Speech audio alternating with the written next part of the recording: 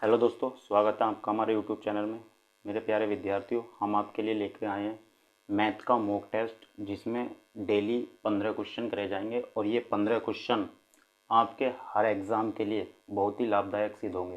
तो मेरे प्यारे विद्यार्थियों, हर प्रैक्टिस सेट को बड़े ही आसान तरीके से हल किया जाएगा।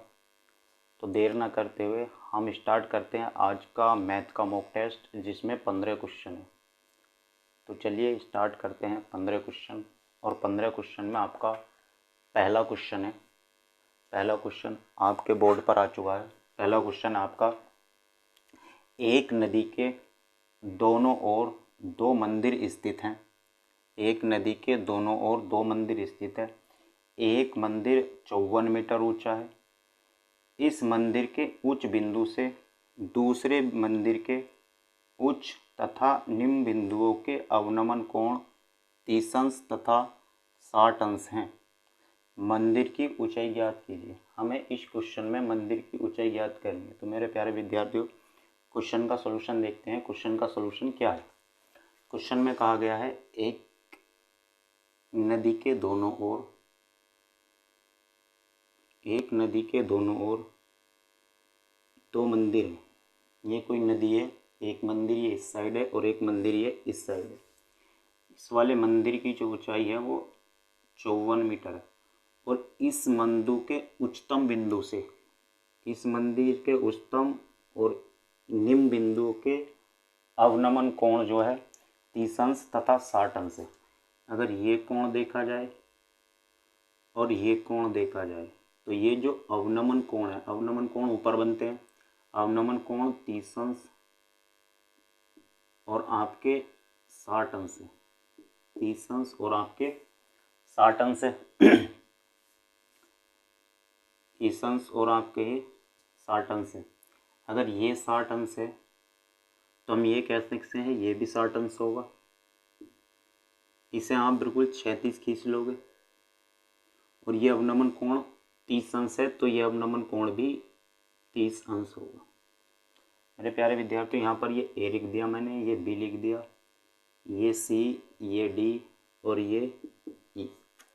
तो हमें यहाँ पर दूसरे मंदिर की ऊंचाई ए ई की ऊंचाई ज्ञात करनी है। और जितना ए ई होगा उतना ही आपका बी सी होगा। या तो आप बी सी ज्ञात कर लो तो भी आप दूसरे मंदिर की ऊंचाई बता सकते हो।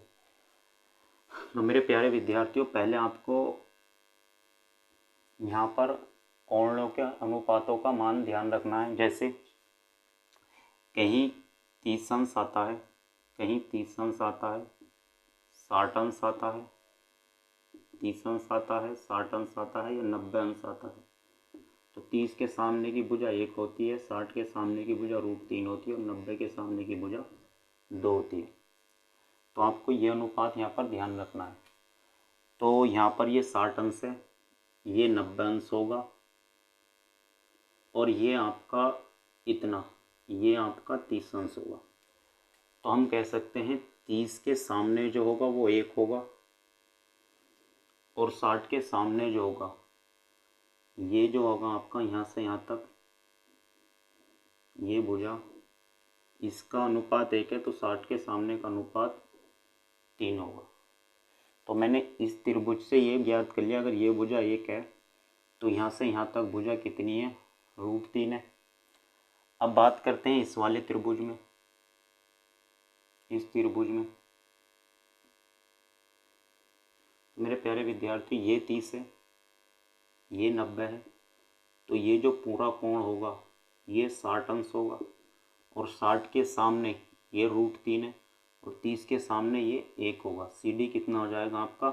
1 हो जाएगा। सी डी आपका यहाँ से 1 हो जाएगा। अब आपका ये 1 है और ये √3 है, ये दोनों आपस में बराबर होने चाहिए। अगर ये दोनों आपस में बराबर करने हैं तो हमें इसे √3 से गुणा करनी पड़ेगी और अगर इसे √3 से गुणा कर रहे हैं तो यहाँ भी √3 से गुणा करनी पड़ेगी और √3 से गुणा करके ये कितना आ जाएगा? 3 आ जाएगा। बी डी जो आ जाएगा आपका कितना आ जाएगा? 3 आ जाएगा। तो हम ये कह सकते हैं इस 3 का जो मान है वो आपका 54 मीटर है। इसका मतलब 1 अनुपात का जो मान है वो 18 मीटर है। यानी इस एक अनुपात का मान जो है वो 18 मीटर है और बी से लेकर डी का जो है मान वो 54 मीटर है। हमें बी सी की लंबाई निकालनी है, जितनी बी सी की लंबाई होगी उतनी ही ए ई वाले मंदिर की लंबाई होगी। तो मेरे प्यारे विद्यार्थियों, आंसर जो हो जाएगा आपका, हम यहाँ से लेकर यहाँ तक के में से 54 में से 18 कम कर देंगे और आंसर आपका 36 मीटर आ जाएगा। तो इसमें जो दूसरे मंदिर की ऊंचाई होगी, दूसरे मंदिर की जो ऊंचाई होगी वो आपकी 36 मीटर हो जाएगी। तो मेरे प्यारे साथियों, आपके क्वेश्चन बड़े ही आसानी तरीके से मैंने हल करा दिया है और आपके अच्छे से समझ में आ गया होगा। देखते हैं नेक्स्ट क्वेश्चन क्या है। प्यारे साथियों, क्वेश्चन नंबर 2 है आपका, 6000 रुपये की कोई धनराशि 5% वार्षिक चक्रवृद्धि ब्याज की दर से 3 वर्ष के लिए जमा की जाती है। 3 वर्ष तथा 2 वर्ष के ब्याज का अंतर बताना है। 3 वर्ष व 2 वर्ष के चक्रवृद्धि ब्याज का अंतर आपको बताना है। तो करते हैं सोल्व क्या होगा। क्वेश्चन नंबर 2 का आप हल देखेंगे। हल है आपका, हमने 6000 रुपये जमा करे, 3 वर्ष के लिए जमा करे और दर रखी मैंने 5%। तो तीनों वर्ष आपको 5% धन मिलेगा। और मेरे प्यारे साथियों, जब 6000 का आप 5% निकालोगे तो 300 रुपये आएगा। यहाँ भी 300 आएगा, यहाँ भी 300 आएगा और यहाँ भी 300 आएगा। इस ब्याज से पीछे कोई ब्याज नहीं है, इस ब्याज से पीछे ये ब्याज है। तो आपको यहाँ भी 5% ब्याज मिलेगा और 5% का मतलब है यहाँ मिलेंगे आपको 15 रुपये। जब आप यहाँ तीसरे वर्ष में पहुँचोगे तो इससे भी आपको ब्याज मिलेगा और इससे आपको ब्याज 15 रुपये मिलेंगे। यहाँ से भी 300 पे ब्याज मिलेगा, 300 का 5% यानी आपको 15 रुपये मिलेंगे और इस 15 पे भी आपको 5% ब्याज मिलेगा। और मेरे प्यारे साथियों, 15 का 5%, जब आप 15 का 5% निकालोगे तो 15 पंजे 75 और 2 के बाद पॉइंट, यानी ये मिलेगा आपको 0.75 रुपये। क्वेश्चन में पूछा गया है आपसे कि आपको 2 वर्ष तथा 3 वर्ष के चक्रवृद्धि ब्याज का अंतर बताना है। ये जो डायग्राम बना हुआ है ये आपका 3 वर्ष के चक्रवृद्धि ब्याज का है और अगर 2 लाइनें ले ली जाएं, ये वाला इतना, तो ये 2 वर्ष के चक्रवृद्धि ब्याज का अंतर है। तो हमें 2 वर्ष और 3 वर्ष के चक्रवृद्धि ब्याज में अंतर निकाला, तो हम 3 वर्ष के में से इन 2 वर्ष का घटा देंगे। जब इन 2 वर्ष का घटा देंगे तो अंतर ये रह जाएगा। तो आपका अंतर आ जाएगा 330.75 आपका आंसर हो जाएगा। तो हम कह सकते हैं इसमें 2 वर्ष तथा 3 वर्ष के चक्रवृद्धि ब्याज में अंतर 330 रुपये 75 पैसे आपका आंसर हो जाएगा। तो मेरे प्यारे विद्यार्थियों, आपके क्वेश्चन समझ में आ गया होगा। इसके बाद चलते हैं क्वेश्चन नंबर 3 पर। क्वेश्चन नंबर 3 क्या है? तो क्वेश्चन नंबर 3 आपके बोर्ड पर आ चुका है। क्वेश्चन नंबर 3 है, 3 प्रयोगों में अम्ल और पानी का अनुपात 2:1, 3:2 और 5:3 है। समान मात्रा के तीनों प्रयोगों से एक मिश्रण बनाया जाता है। मिश्रण में पानी और अम्ल का अनुपात आपको बताना है। तो मेरे प्यारे साथियों, इसका हल देखते हैं। क्वेश्चन नंबर 3 का हल। क्वेश्चन नंबर 3 में कहा गया है, 3 बर्तन है, उसमें अम्ल और पानी का अनुपात दिया गया है। पहले बर्तन में 2 अम्ल है तो पानी 1 है। दूसरे बर्तन में अम्ल 3 है तो पानी 2 है और तीसरे बर्तन में अम्ल 5 है तो पानी 3 है। अगर हम टोटल की बात देखें, टोटल यहाँ पर 2 और 1 3 हो रहा है, 3 और 2 5 हो रहा है और 5 और 3 8 हो रहा है। यहाँ पर इनकी जो मात्रा ली गई है, इसकी 3 मात्रा ली गई है, इसकी 5 और इसकी 8। क्वेश्चन में कहा गया कि मात्रा बिल्कुल समान लेनी है। तो हम इन सब का एलसीएम ले लेंगे और 3 का 5 का 8 का एलसीएम 120 आएगा। तो इन सब को हमें 120 बनाना है। इस 3 को 120 बनाना है तो गुणा करनी पड़ेगी 40 से। तो हम इसे भी 40 से गुणा कर देंगे और इसे भी 40 से गुणा कर देंगे। अगर 5 को 120 बनाना है तो गुणा करनी पड़ेगी 24 से। तो इसे भी हम 24 से गुणा कर देंगे और इसे भी 24 से गुणा कर देंगे।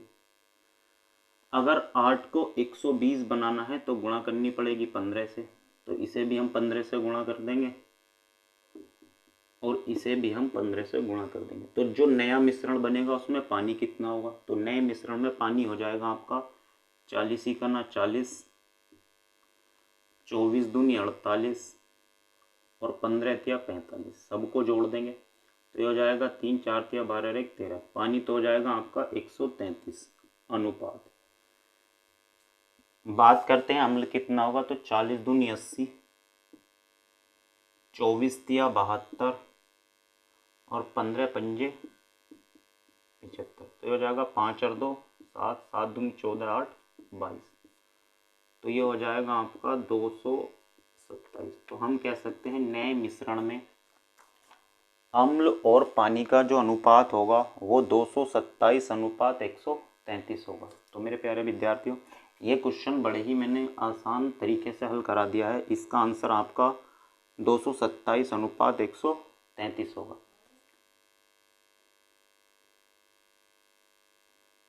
तो चलते हैं नेक्स्ट क्वेश्चन पर। नेक्स्ट क्वेश्चन क्या है, नेक्स्ट क्वेश्चन आपके बोर्ड पर आ चुका है। एक परीक्षा में 93% छात्र सफल होते हैं तथा 259 छात्र असफल हो जाते हैं, तो परीक्षा में छात्रों की कुल संख्या क्या थी। तो क्वेश्चन नंबर 4 का हल देखते हैं। 4 में सफल जो होते हैं 93% छात्र सफल होते हैं, तो हम कह सकते हैं 7% छात्र असफल होते हैं। और क्वेश्चन में इस 7% का मान 259 दिया है। 7% का मान 259 दिया है और हमें कुल छात्र निकालने हैं। कहने का मतलब ये है हमें 100% का मान निकालना है। तो हम आंसर दे सकते हैं इस तरीके से। हम कह सकते हैं ये 259 जो मान है ये 7% का है और हमें जो मान निकालना है वो निकालना है 100% का। 100% का मान जो होगा वही छात्रों की कुल संख्या होगी। तो यहाँ से आपका परसेंट से परसेंट कट जाता है और 7 से हम इसे काट देंगे। ये हो जाएगा आपका 7 तिया 21 और 7 सत्ते 49। और जब आप गुणा करोगे तो कुल छात्रों की संख्या 3700 हो जाएगी। तो यहाँ पर आपके जो परीक्षा में कुल छात्र होंगे वो 3700 होंगे। तो मेरे प्यारे विद्यार्थियों, इसका आंसर 3700 हो जाएगा। तो चलते हम क्वेश्चन नंबर 5 पर। क्वेश्चन नंबर 5 क्या है, तो आइए देखते हैं बोर्ड पर। क्वेश्चन नंबर 5 का ए और बी किसी काम को क्रम से 28 और 35 दिन में कर सकते हैं। वे दोनों एक साथ काम करना शुरू करते हैं, लेकिन कुछ दिन के पश्चात ए काम छोड़ देता है और शेष काम बी 17 दिन में ख़त्म करता है। तो ए ने कितने दिन काम किया, ए ने कितने दिन बाद काम छोड़ा था, आपको ये बताना है। बड़ा ही आसान सा क्वेश्चन है और बहुत अच्छा क्वेश्चन है। तो मेरे प्यारे साथियों, करते हैं इस क्वेश्चन का हल। क्वेश्चन का हल क्या होगा, तो क्वेश्चन नंबर है आपका ये 5। ए किसी काम को कर सकता है 28 दिन में और बी उसी काम को कर सकता है 35 दिन में। टोटल काम कितना रहा होगा, तो टोटल काम हम निकालेंगे। टोटल काम कितना आ जाएगा, तो दोनों का हम एलसीएम लेंगे। तो दोनों का एलसीएम बैठेगा 140।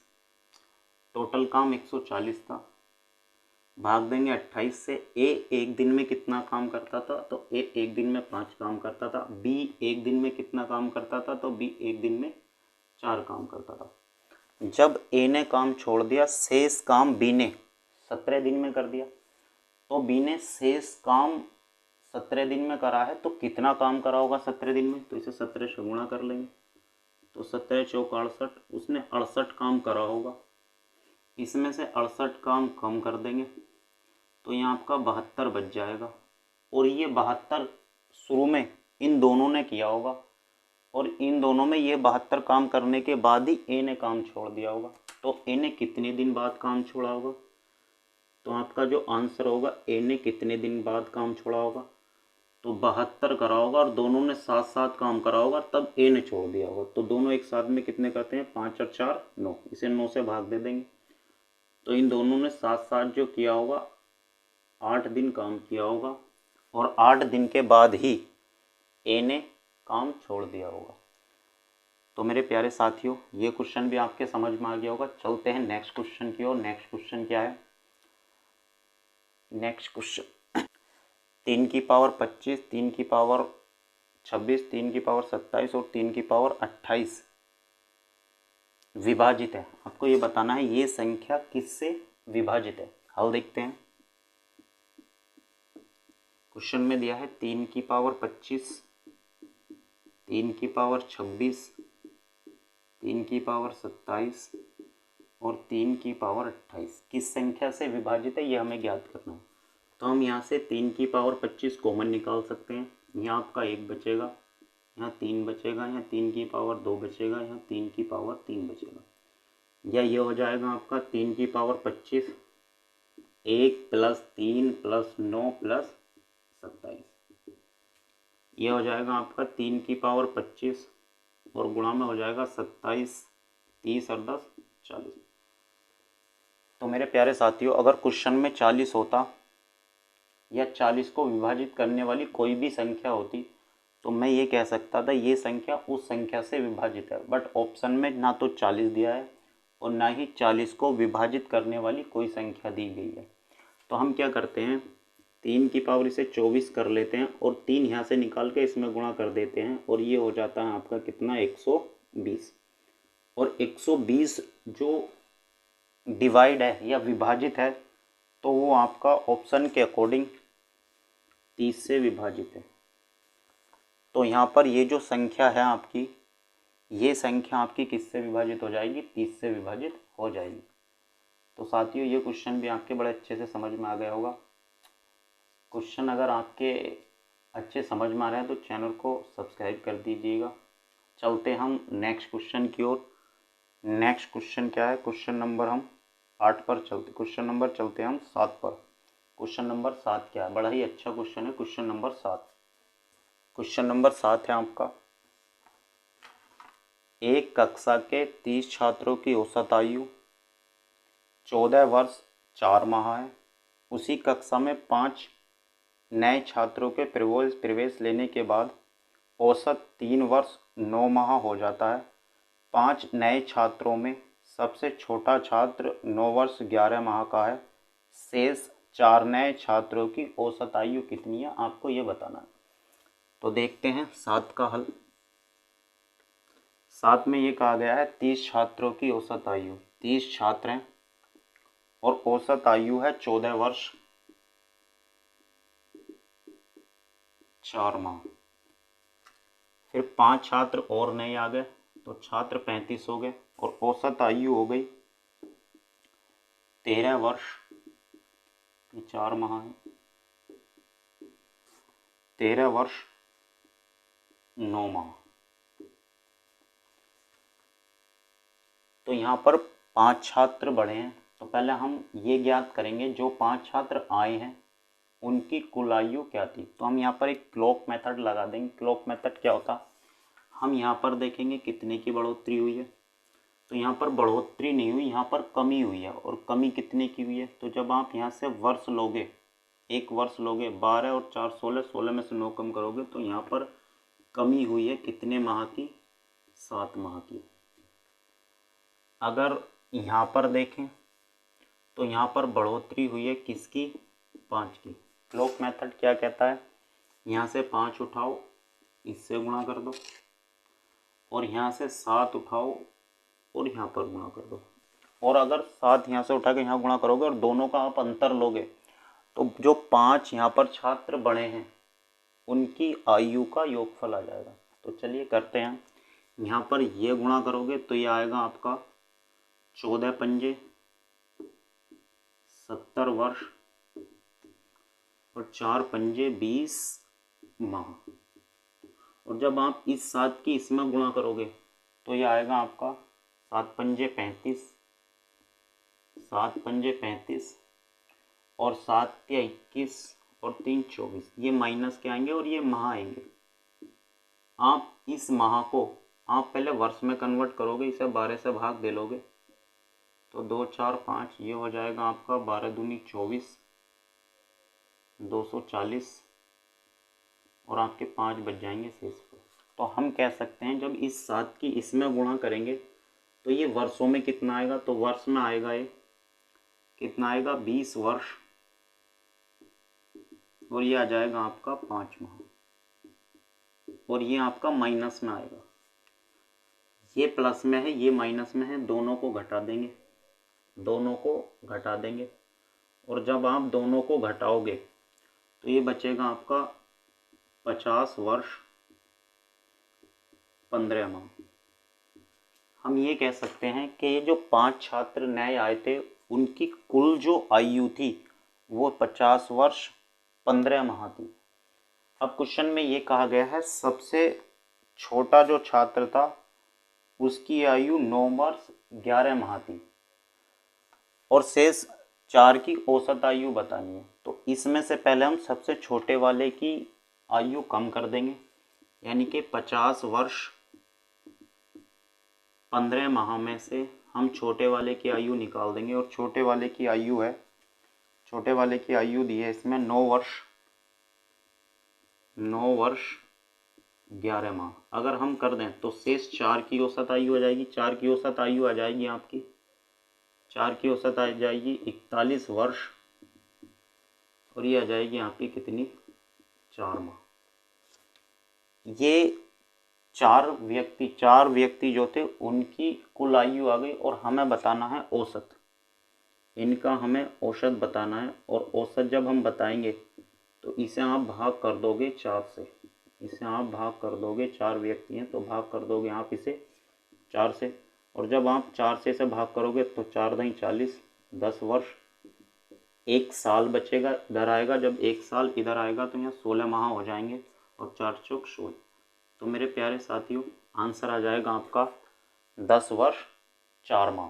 तो बड़े ही आसानी क्वेश्चन से ये सोल्व करा दिया गया है और कैलकुलेशन को बड़ा ही आसान कर दिया गया है।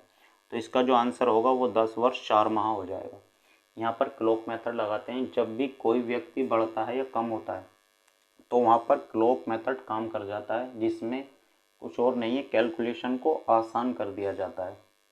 तो आपके क्वेश्चन समझ में आ गया होगा। चलते हैं नेक्स्ट क्वेश्चन। नेक्स्ट क्वेश्चन क्या है, आपकी स्क्रीन पर आ चुका है। क्वेश्चन नंबर 8 है, यदि 3 कक्षाओं में छात्रों का अनुपात 2:3:5 है और 20 छात्रों को हर कक्षा में बढ़ाया जाता है तो अनुपात 4:5:7 हो जाता है, तो शुरुआत में कुल कितने विद्यार्थी थे।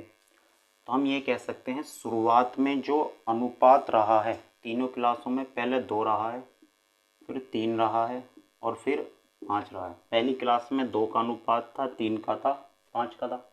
20 छात्र बढ़ा दिए, अगर 20 छात्र बढ़ा दिए तो बाद में अनुपात ये 4 हो गया, ये 5 हो गया और ये 7 हो गया।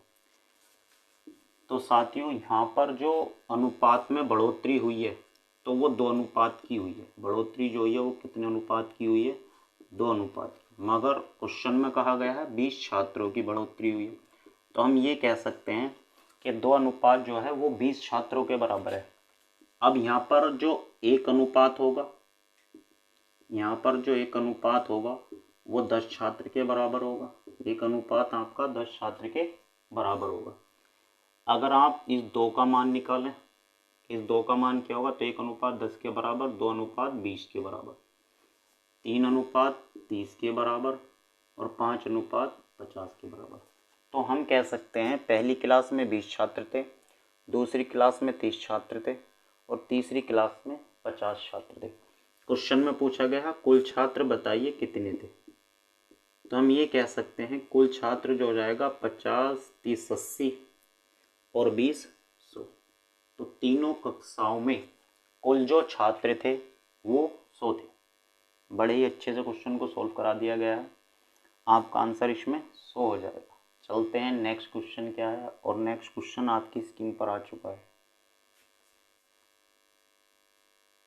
तो साथियों क्वेश्चन नंबर 9 है, यदि बिंदु ए 2 - 2 तथा बी x3 को मिलाने वाली रेखा पर बिंदु 4, 5 स्थित हों तो x का मान बताइए। बड़ा प्यारा क्वेश्चन है।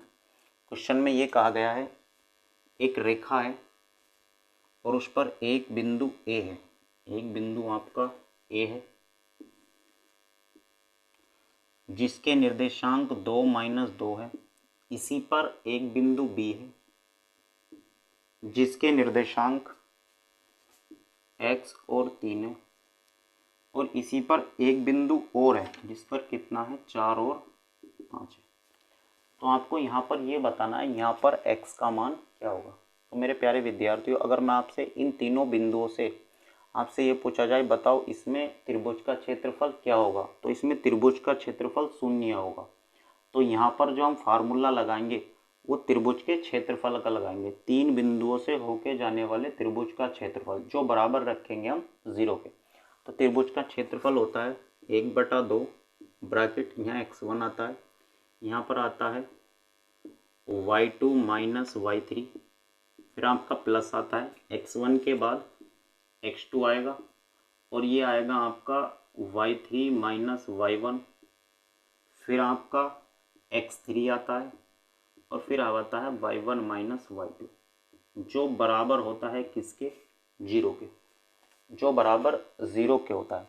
और ये 1/2 आपका 0 में चला जाता है तो आपका यहाँ पर बचता है x1, यहाँ पर बचता है आपका x1, y2 - y3, यहाँ बचता है आपका x2, y3 - y1, यहाँ बचता है आपका x3 और ये बचता है y1 - y2 जो बराबर होता है किसके 0 के। यहाँ पर अब सबका मान रख देंगे। x1 का मान 2 है ब्रैकेट, y2 का मान 3 है, y3 का मान 5 है प्लस x2 का मान x है, y3 का मान 5 है, y1 का मान -2 है, माइनस चिन्ह पहले से ही है तो प्लस का 2 हो जाएगा, प्लस x3 का मान 4 है, y1 का मान -2 है और y2 का मान -3 है जो बराबर होगा किसके 0 के। तो यहाँ पर आपके माइनस के 2 बचेंगे, जब आपके माइनस के 2 बचेंगे और 2 से गुणा होगी तो माइनस के 6 हो जाएंगे, माइनस के 2 बचेंगे आपके, -6 नहीं होंगे, 2 गुणा -2 हो जाएगा प्लस x गुणा 7 हो जाएगा और 4 गुणा -5 हो जाएगा जो बराबर है किसके 0 के। तो ये -4 हो जाएगा, ये 7x हो जाएगा और 4 पंजे -20 हो जाएगा जो बराबर है किसके 0 के। तो 20 और 4 आपका 24 हो जाएगा, 24 उधर जाके प्लस हो जाएगा तो 7x बराबर हो जाएगा 24 के और x बराबर हो जाएगा 24 बटे किसके 7। तो मेरे प्यारे विद्यार्थियों इसमें x का जो मान होगा वो 24/7 होगा। तो ये क्वेश्चन भी आपके समझ में आ गया। इसमें हम त्रिभुज के क्षेत्रफल का फार्मूला लगा देंगे जो बराबर होगा किसके 0 के और यहाँ से x का मान 24/7 आ जाएगा। तो ये क्वेश्चन भी आपके समझ में आ गया होगा। चलते हैं नेक्स्ट क्वेश्चन की ओर। नेक्स्ट क्वेश्चन क्या है? Question number 10। क्वेश्चन नंबर 10 है, यदि एक बिजली के बिल का भुगतान उसकी नियत तारीख से पहले होता तो बिल की राशि में 4% की छूट की जाती है।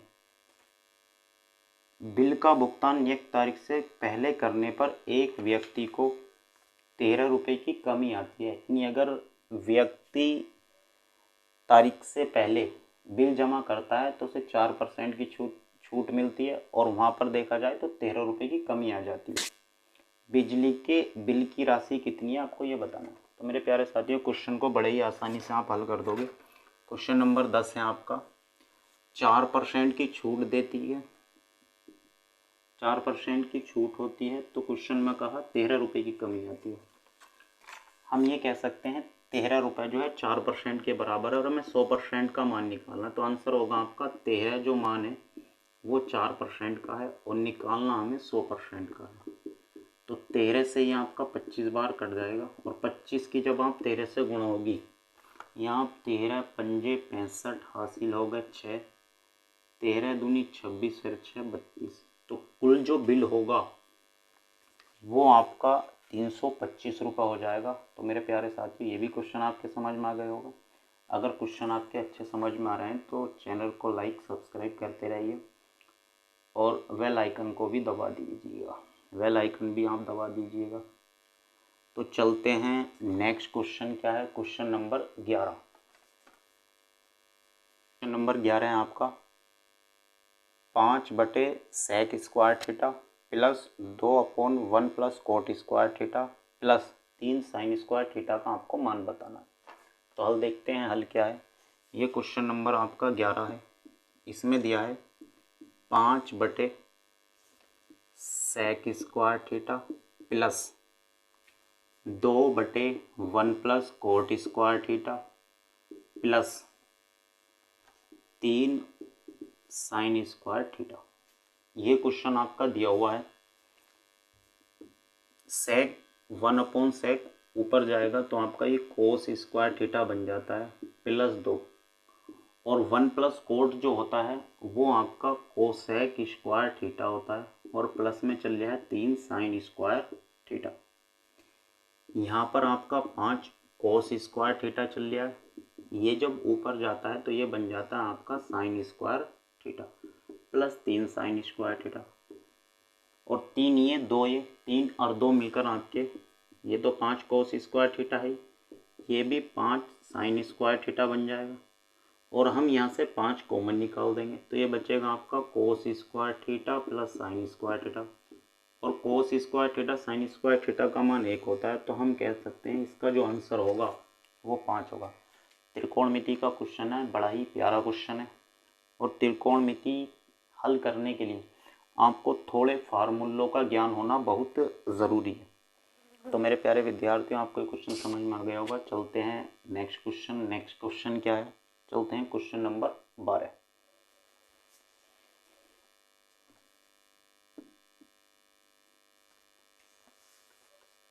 साथियों, क्वेश्चन नंबर 12 है 13927 ... के प्रथम 8 पदों का आपको योगफल बताना है। तो चलो क्वेश्चन हम 12 करते हैं। 12 क्या है? तो क्वेश्चन 12 है आपका 1 है, 3 है, 9 है और आपका 27 है, और 8 पदों तक आपको योग बताना है। 8 पदों तक आपको इनका क्या बताना है? योग बताना है। तो प्यारे साथियों, यहाँ पर 1 से 3 हुआ है, 3 से 9, 9 से 27, और ऐसे ही ये सीरीज चलती गई है। अगर हम यहाँ से 1 का मान देखें कि प्रथम पद क्या है? 1 है, और सर्व अनुपात देखते हैं। सर्व अनुपात इसे भाग देंगे 1 से, तो यहाँ पर सर्व अनुपात 3 रहेगा, और आप जब भाग दोगे तो हर किसी में आपका 3 ही आएगा। तो यहाँ पर ये जो श्रेणी हो जाती है आपकी गुणोत्तर श्रेणी हो जाती है, और यहाँ पर n का जो मान है 8 है। इसमें जो योगफल का फार्मूला होता है Sn, तो वो होता है a r⁻n-1 बटे होता है r-1। a का मान 1 है, r का मान 3 है, n का मान 8 है, -1 बटे 3 -1। तो आपका आंसर आ जाता है इसमें 3⁸ -1 बटे कितना? 2। तो प्यारे साथियों, यहाँ पर इसका आंसर 3⁸ -1 बटे 2 होगा। तो ये क्वेश्चन भी आपके समझ में आ गया होगा। यहाँ पर ये श्रेणी जो बन रही है वो गुणोत्तर श्रेणी बन रही है, और गुणोत्तर श्रेणी के n पदों का जो योगफल होता है वो होता है a r⁻n-1 अपॉन r-1 होता है। और यहाँ से सब की वैल्यू उठा के इस फार्मूले में रख देंगे और आपका आंसर आ जाएगा। चलते हैं नेक्स्ट क्वेश्चन पर। तो प्यारे साथियों, नेक्स्ट क्वेश्चन है आपका क्वेश्चन नंबर 13। 13 में कहा गया है 60 किमी की दूरी पर 2 स्थान A तथा B से 2 व्यक्ति A तथा B एक दूसरे की ओर चलने पर 6 घंटे में मिलते हैं। यदि ये अपनी मूल चाल की 2/3 से तथा B अपनी मूल चाल की दुगनी चाल से यात्रा करे तो वे 5 घंटे बाद मिल जाते हैं। A की मूल चाल क्या है आपको ये बताना है। बड़ा ही अच्छा क्वेश्चन है, और इसे बड़े ही बेसिक तरीके से हम हल करेंगे। आइए करते हैं क्वेश्चन का हल। तो क्वेश्चन है आपका ये 13। क्वेश्चन में कहा गया है यहाँ पर B है और यहाँ पर A है। बीच की जो दूरी है वो आपके 60 किमी की है। A यहाँ से चलता है, मान लो वो x किमी प्रति घंटे की चाल से चलता है, और यहाँ से बी चलता है और वो y किमी प्रति घंटे की चाल से चलता है। यहाँ से a चला होगा कुछ दूरी, यहाँ से b चला होगा और दोनों ने दूरी कवर की होगी 60 किमी। ये भी 6 घंटे चला है और ये भी 6 घंटे चला है, तो दूरी जो होती है वो होती है चाल गुणा समय। तो हम ये कह सकते हैं a जो चला होगा, चाल x थी, 6 घंटे तक चला, तो ये 6x चला होगा, क्योंकि चाल बराबर होती है, दूरी बराबर होती है चाल गुणा समय। तो इतनी दूरी इसने कवर की होगी। बी ने जो कवर करी होगी वो 6y दूरी कवर की होगी और दोनों ने मिलकर टोटल करी होगी कितनी, 60 की। तो हम ये कह सकते हैं x प्लस y का जो मान होगा वो आपका 10 होगा। ये हो जाएगी इक्वेशन नंबर 1। सेकंड में क्या कहते हैं, तो x ने अपनी चाल, a ने अपनी चाल 2/3 कर ली, यानी चाल जो हो गई वो 2/3x हो गई और बाद में कितने घंटे चला है, 5 घंटे। बात करते हैं b की, तो b ने अपनी चाल को दुगना कर लिया, दुगने का मतलब 2y कर लिया, ये भी 5 घंटे चला और फिर भी दूरी कवर की है कितने किमी, 60 किमी। तो यहाँ पर हम पहले 5 से काट देते हैं, 5 से 1 कट रहा है, 5 से 1 कट रहा है, 5 से 1 कट रहा है, कितनी बार, 12 बार। फिर यहाँ पर हम 2 से काट देते हैं, 2 से 1 कट रहा है, 2 से 1 कट रहा है, 2 से 1 कट रहा है, कितनी बार, 6 बार। तो x के बटे में 3 प्लस के y बराबर किसके है, 6 के। एलसीएम लेके 3 को उधर भेज देंगे, तो यहाँ आ जाएगा x प्लस के 3y और 6 दिया 18। ये इक्वेशन हो जाती है कितनी, 2। और इक्वेशन 2 में से हम इक्वेशन 1 को घटा देते हैं, इक्वेशन 2 में से घटाते हैं इक्वेशन 1 को। तो साथियों जब आप 2 में से 1 को घटाओगे तो x से x कट जाएगा, 3y में से y चला जाएगा तो आपका 2y बचेगा, जो बराबर होगा 18 में से 10 चले जाएंगे 8 होगा, यानी y की जो चाल, y बराबर कितना आ गया, 4 आ गया। हम ये कह सकते हैं b की जो चाल रही है, b की जो चाल रही है वो 4 किमी प्रति घंटा है। ये तो आ गई आपकी b की चाल।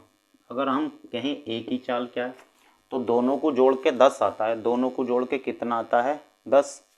इसमें y का मान 4 है तो x का जो मान होगा वो 6 होगा, और आपसे इसमें a की ही चाल पूछी थी, तो हम ये कह सकते हैं a की जो चाल है वो 6 किमी प्रति घंटा है। तो मेरे प्यारे विद्यार्थी ये क्वेश्चन आपके समझ में आ गया होगा, बड़ा ही अच्छा क्वेश्चन था और क्वेश्चन को बड़े ही बेसिक तरीके से आपको समझाया गया है।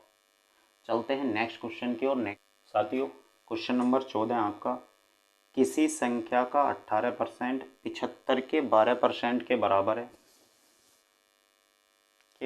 तो आपको बताना वह संख्या क्या है। हाल देखते हैं क्वेश्चन नंबर 14 का। तो साथियों ये कह रखा है किसी संख्या का, मैंने कोई संख्या x मान ली, उसका जो 18% है वो बराबर है 75 के 12% के। तो हम ये कह सकते हैं x गुणा 18/100, ये हो जाएगा आपका 75 गुणा 12/100। 100 से आपका 100 कट जाएगा, तो x का जो मान आ जाएगा 75 गुणा 12 बटे कितना, 18। और इस क्वेश्चन को हम सोल्व कर लेंगे। यहाँ से काटेंगे हम 6 दूनी 12, यहाँ काटेंगे 6 तिया 18 और 6 दूनी 12, 3 से काट देंगे 15 बार और 15 दूनी 30, तो वह संख्या आपकी 30 हो जाएगी। तो इस क्वेश्चन का आंसर 30 होगा। शायद आपके क्वेश्चन भी समझ में आ गया होगा। अब चलते हैं इसका लास्ट क्वेश्चन, क्वेश्चन नंबर 15। बड़ा ही बेहतरीन क्वेश्चन है, हर एग्जाम के लिए बहुत अच्छा क्वेश्चन है। तो चलते हैं क्वेश्चन। तो साथियों क्वेश्चन नंबर 15 है आपका, यदि विज्ञान में छात्रों की संख्या 1000 हो तो बताइए वाणिज्य में छात्रों की संख्या विधि से कितनी अधिक है, आपको ये बताना है। तो साथियों यहाँ पर एक पाई ग्राफ दिया हुआ है और इसमें आपको बताया गया है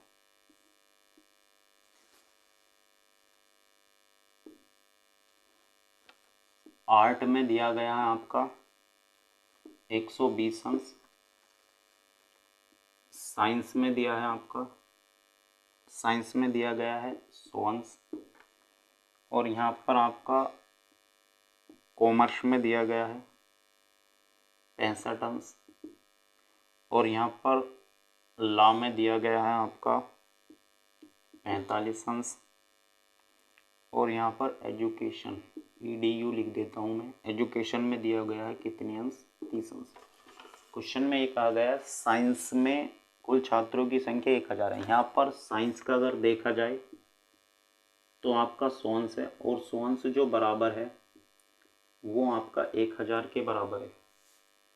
100 अंश जो है वो बराबर है आपके कितने छात्रों के, 1000 के। तो हम ये कह सकते हैं एक अंश जो है वो आपका 10 व्यक्तियों के बराबर हो जाएगा। एक अंश आपका 10 व्यक्तियों के बराबर हो जाएगा। क्वेश्चन में कहा है आपको वाणिज्य और विधि से, जब वाणिज्य में छात्रों की संख्या विधि से कितनी अधिक है ये बताना।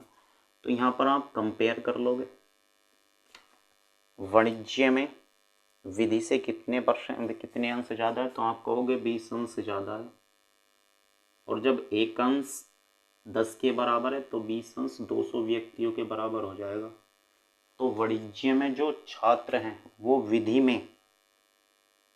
विधि से 200 छात्र अधिक हैं। तो मेरे प्यारे विद्यार्थियों, ये सेट आपके समझ में आ गया होगा। इसमें 15 ही क्वेश्चन हमने बड़े ही अच्छे से आपको सॉल्यूशन करा दिए हैं। कल लेके आएंगे आपके लिए मैथ का सेट नंबर 2, जो हर एग्ज़ाम के लिए बड़ा ही अच्छा और लाभदायक होगा, जो बड़े ही आसान तरीके से सॉल्व किया जाएगा। तो आज के लिए इतना ही, मिलते हैं कल, तब तक के लिए जय हिंद, जय भारत।